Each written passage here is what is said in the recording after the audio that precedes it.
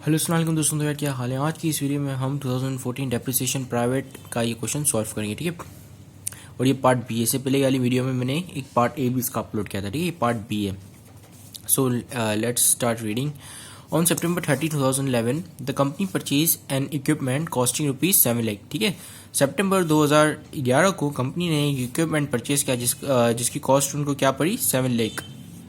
The life of equipment estimated for 10 years, ठीक है। Life जो है वो 10 ईयर उसकी एस्टिमेट की ये इक्विपमेंट जो है वो 10 ईयर तक चलेगा विथ नो सेवेज वैल्यू, ठीक है। सेवेज वैल्यू हम यहाँ पे नहीं गिवन, ठीक है।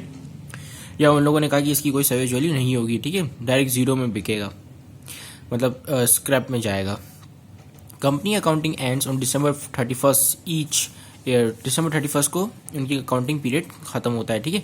The company uses diminishing balance method, ठीक है। और 10% वो लोग मतलब परसेंटेज से डेप्रिसिएशन निकाल रहे हैं, ठीक है। डिमिनिशिंग बैलेंस मेथड यूज कर रहे हैं, ठीक है।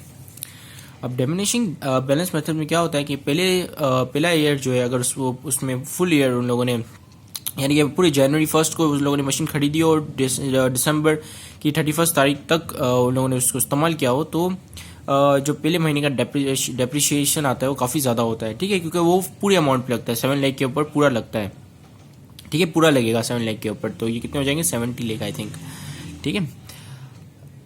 और जो हम रिक्वायर्ड पढ़ते हैं, रिक्वायरमेंट में कंप्यूट डेप्रिसिएशन फ्रॉम 2011 से लेकर 2013 तक का डेप्रिसिएशन कंप्यूट करना है। फिर रजिस्टरिंग एंट्री बनानी है किसकी, और December 1, 2012 और 2013 की, ठीक है। फिर prepare allowance of depreciation account from 2011 and 2013 allowance of depreciation account, यानी उसका टी अकाउंट भी बनाना है। और फिर prepare partial balance sheet on December 31, 2013, ठीक है। तो सबसे पहले हम डेप्रिसिएशन कंप्यूट करते हैं डिमिनिशिंग मेथड से, ठीक है। तो यहाँ पे लिख देते हैं कंप्यूटेशन ऑफ डेप्रिसिएशन। डेप्रिसिएशन का कंप्यूट करने का ये फॉर्मूला होता है कि हम जो मशीन की कॉस्ट है उसको माइनस करते हैं स्क्रैप वैल्यू से, ठीक है, जो कि यहाँ नहीं है। और फिर हम इससे मल्टीप्लाई कर देते हैं, जो भी इसकी कॉस्ट आएगी उसको मल्टीप्लाई कर देंगे 10% से, ठीक है। तो हमें जो है डेप्रिसिएशन आ जाएगा। तो यहाँ पर हमारे पास स्क्रैप वैल्यू नहीं है, सिर्फ कॉस्ट है कितनी, 7 लाख, ठीक है। तो 7 लाख मैंने यहाँ लिखी है, इसको मल्टीप्लाई कर दिया 10% से, तो मुझे पता चल जाएगा पर मंथ मतलब पर ईयर कितना डेप्रिशिएट होगा, ठीक है। तो मैंने यहाँ कैलकुलेटर निकाल लिया और मैं 7 लाख को मल्टीप्लाई करूँगा 10% से, तो मुझे एक साल का डेप्रिशिएशन एक्सपेंस मिल जाएगा, ठीक है। तो एक साल का कितना होगा, 70,000, ठीक है। सो 70,000 would be per year depreciation expense, 70,000, ठीक है, नॉट 7,000, 70,000, ठीक है। अब हमने कुछ एक टेबल बना लेना है, ठीक है, कुछ इस तरह, ठीक है। तो ये टेबल बन गया। अब हम यहाँ पे कितने ईयर्स का निकलना है, एक 2011 का निकलना है, एक 2012 का निकलना है डेप्रिसिएशन, और एक 2013 का निकलना है डेप्रिसिएशन एक्सपेंस, ठीक है। तो पहले हमारे पास कॉस्ट ऑफ मशीन कितनी थी, 7 लाख, ठीक है। 7 लाख हमारी कॉस्ट ऑफ मशीन है। इसका 10% जो अब हम डेप्रिसिएशन निकालेंगे तो ये कितना बन जाएगा, 70,000, ठीक है। अब 70,000 तो इस महीने का निकलेगा ही, मतलब डेप्रिसिएशन। लेकिन ये जो हमने मतलब पूरा साल इस मशीन को यूज़ नहीं किया, हमने कहाँ से कब लिया था, ये कब ली थी इस मशीन को, हमने कब लिया था इस मशीन को, हमने लिया था इसको September 30, 2011 में, ठीक है, सितंबर को। तो ये पूरा साल यूज़ नहीं हुआ, तो कितने साल यूज़ हुआ है, तो सितंबर से काउंट करना शुरू कर देते हैं, सितंबर, अक्टूबर, नवंबर, दिसंबर, ठीक है। तो ये ऑलमोस्ट आई थिंक 4 महीने ही यूज़ हुआ है। लेकिन यहाँ पर जो है एक मतलब यहाँ ये जो है ना, हम लोग उसको सितंबर से काउंट नहीं करेंगे क्योंकि ये सितंबर 30 पे परचेज हुआ है, ठीक है, यानी कि बिल्कुल एंड वाले महीने में। तो सितंबर का तो पूरा महीना ये इस्तेमाल नहीं हुआ, ठीक है। तो ये आपने ये तारीख भी गौर से देखनी है, ठीक है। आपने सिर्फ ये मंथ मत देखना, ठीक है, ये वाली तारीख भी गौर से देखना। अगर 30 पे स्टार्ट हुआ है तो उसका मतलब कि सितंबर वाला महीना आप काउंट नहीं करोगे, तो फिर सितंबर से आगे आ जाते हैं, ठीक है। अक्टूबर, नवंबर एंड दिसंबर, ठीक है, यानी कि 3 महीने ये मशीन जो है वो यूटिलाइज हुई है। तो इसको हम 3/12 कर देंगे, यानी कि अगर पर मंथ पहले जो है इसको पर मंथ निकालेंगे, फिर 3 महीने का अक्यूमुलेटेड करके बुक मतलब डेप्रिशिएट हो जाएगा, ठीक है। तो उसका क्या आ रहा है डेप्रिसिएशन एक्सपेंस, ये हम कैलकुलेट करते हैं, ठीक है। 70,000 मल्टीप्लाई बाय 3/12, ठीक है। अब ये 3/12 क्या है, देखो पूरे साल में जो है वो कितने महीने होते हैं, 12 महीने होते हैं, ठीक है। लेकिन पूरा साल ये मशीन यूज़ नहीं हुई, ये मशीन कितनी यूज़ हुई है, 3 महीने। तो इसकी वजह से हम इसको 3/12 करें तो ये क्या करेगा, ये बस बेसिकली ये किस तरह वर्क करता है, ये पहले 70,000 को डिवाइड कर देगा 12 से, ठीक है। तो हमें पता चल जाएगा कि पर मंथ जो है कितना मतलब पर मंथ कितना डेप्रिसिएशन एक्सपेंस हुआ है। फिर ये जो है वो 3 महीने का अक्यूमुलेट कर देगा, यानी कि पर मंथ अगर फॉर एग्जांपल समझें कि 70,000 ये पूरे ईयर का, पूरे साल का डेप्रिसिएशन एक्सपेंस है, ठीक है। लेकिन पूरा साल मशीन यूज़ नहीं हुई है, मशीन यूज़ हुई है कुछ 3 महीने, ठीक है। तो पहले हम डिवाइड कर देंगे 12 से, ताकि हमें पता चले कि पर मंथ कितना डेप्रिसिएशन हुआ है। जब हमने डिवाइड किया 12 से तो ये बता रहे हैं कि पर मंथ जो है वो 5,833 रुपीज़ से डेप्रिसिएशन हुई है, ठीक है। अब हमें पता करना है कि 3 महीने का डेप्रिसिएशन कितना होगा, तो उसको मल्टीप्लाई कर दिया 3 से, तो हमारे पास आ गया 17,500, ठीक है। तो ये थोड़ा प्रोसेस लंबा हो जाता है, तो इसकी वजह से हम क्या करते हैं कि 70,000 को डायरेक्ट कर दिया मल्टीप्लाई डिवाइड बाय 3/12 से, ठीक है। तो ये कितना आ गया 17,500। तो 17,500 इस महीने का डेप्रिसिएशन एक्सपेंस निकला है, ठीक है, जो कि मैं यहाँ पे लिख रहा हूँ, ठीक है, 17,500। अब इसकी बुक वैल्यू क्या बनेगी at the end of the 2011 दिसंबर 31, ठीक है। तो इसकी बुक वैल्यू बनेगी जब आप 7 लाख में से माइनस कर दोगे 17,000 को, सॉरी 17,500, सॉरी 500 को, ठीक है। तो ये कितना बना 7 लाख माइनस 17,500, तो ये हो गया 6,82,500। 6,80 कितना था, 6,82,500, 6,82,500, ठीक है। अब ये जो है वो साल के 2011 के एंड में इसकी कुछ ये वैल्यू बच गई, कितनी बच गई थी इसको हम अब हमारी कॉस्ट ऑफ मशीन क्या है, 2012 में स्टार्टिंग में हमारी कॉस्ट ऑफ मशीन कितनी होगी 6,82,500, ठीक है। ये हमारी अब कॉस्ट होगी, ठीक है। इसका अब इस कॉस्ट की हम डेप्रिसिएशन निकालेंगे 10%, ठीक है। अब इसकी क्या निकलेगी 10%, ये हमारा आंसर आ गया। क्या कहते हैं 6,82,500, इसकी हमने निकाली है 10% डेप्रिसिएशन। तो कितनी निकलेगी हमारे पास, ये आ गई 68,250, ठीक है। तो 2012 का हमारे पास डेप्रिसिएशन एक्सपेंस कितना है 68,250, ठीक है। अब हम जो है वो 6,82,500 में से माइनस कर देंगे कितना 68,250, ठीक है। तो ये कितना बनेगा हमारे पास, कितना बचेगा, ये बनेगा 6,82,500 माइनस 68,250, तो ये आ गया हमारे पास 6,14,250, 6,14,250, 6,14,250, ठीक है।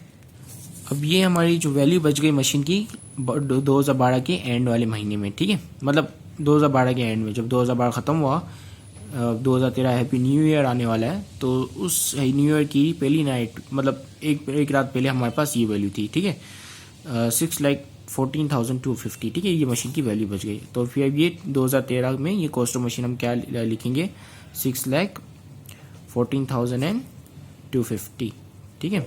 अब इसका हम डेप्रिसिएशन निकालेंगे जो कि 2013 का डेप्रिसिएशन होगा। तो मेरा यहाँ पे ये वैल्यू आई हुई है, तो मैं डायरेक्ट इसको मल्टीप्लाई कर दूंगा 10% से।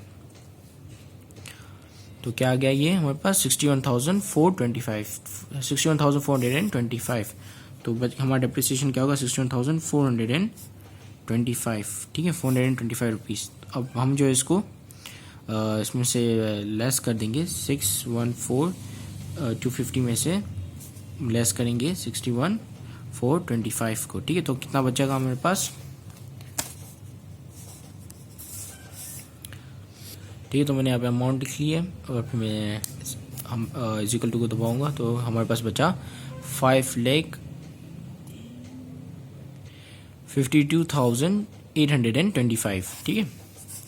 तो कितना बचा, 5,52,825, ठीक है। तो ये जो है हमारी 2014 की कॉस्ट ऑफ मशीन होगी, ठीक है। 52,825, ठीक है। लेकिन 2014 का हमें कंप्यूट करने को नहीं बोला तो बस हम इससे आगे नहीं जाएंगे, ठीक है। तो इस एडजस्टिंग एंट्री में हम तमाम ईयर के डेप्रिसिएशन एक्सपेंसेस रिकॉर्ड करेंगे, ठीक है। तो 2011 में हमें कितना डेप्रिसिएशन एक्सपेंस हुआ था, डेप्रिसिएशन एक्सपेंस कितने का हुआ था हमारे पास 2011 में। तो यहाँ पे आ जाते हैं, 2011 में हमें हुआ है 17,500 का, ठीक है।